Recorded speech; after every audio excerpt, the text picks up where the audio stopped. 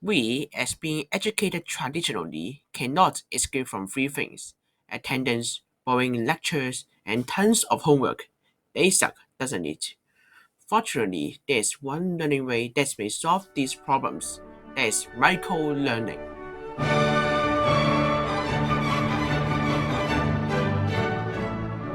Let's get started by first looking at properties of microlearning. B stands for bite-sized content. For example, instead of learning the whole digestive system at one lecture, we can learn each part subsequently, like building puzzles. I stands for immediate knowledge acquisition. Instead of having lectures at regular time in regular venue, we can have micro lessons in any time at anywhere according to our customized schedules.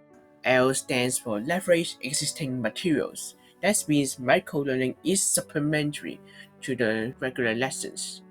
M stands for multi-format. Instead of just passively listening to instructors' teachings and taking notes, we can have either individual or group activities. After understanding these properties, microlearning seems great, but would it still be effective when adapting to higher education?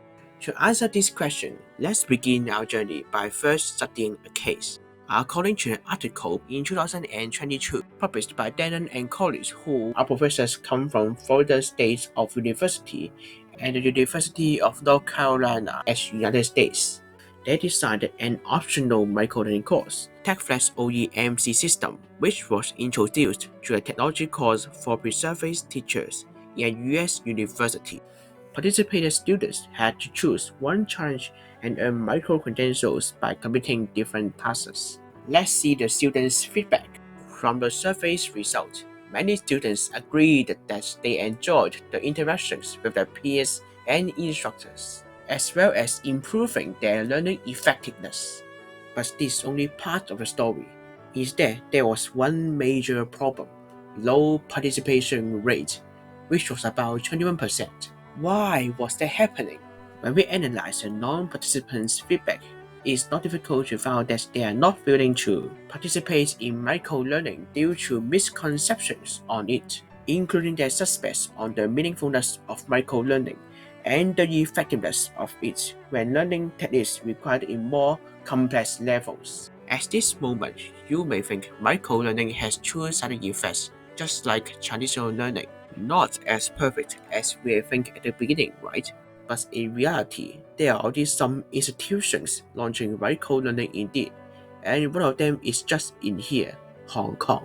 In 2021, from Wang and other collaborators from the Education University of Hong Kong and other two higher education institutions, they have investigated in a micro-learning course launched in Hong Kong Institution of Vocational Education, abbreviated as TVETA in the article.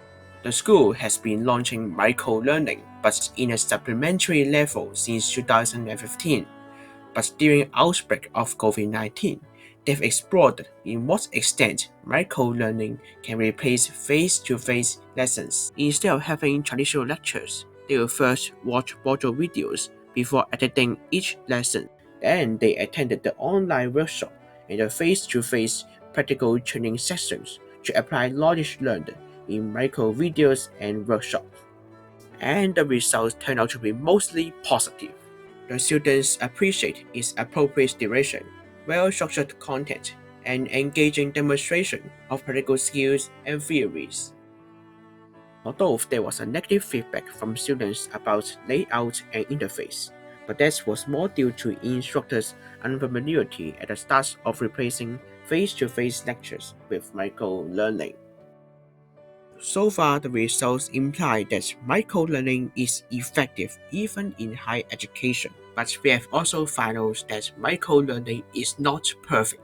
By looking back to its limitation, we may see how we can use microlearning to enhance our study in the future.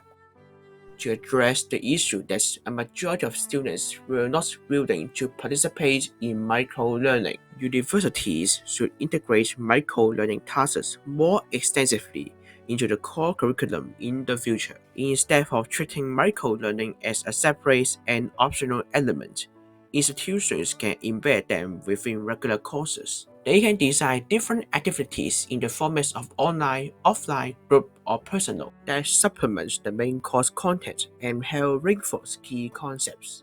This integration ensures that micro-learning becomes an integral part of the learning experience, so students will recognize its importance and derive greater value from these activities. We are almost at the end of the journey. Let's review our main content today. The very first thing taken away is what is micro-learning?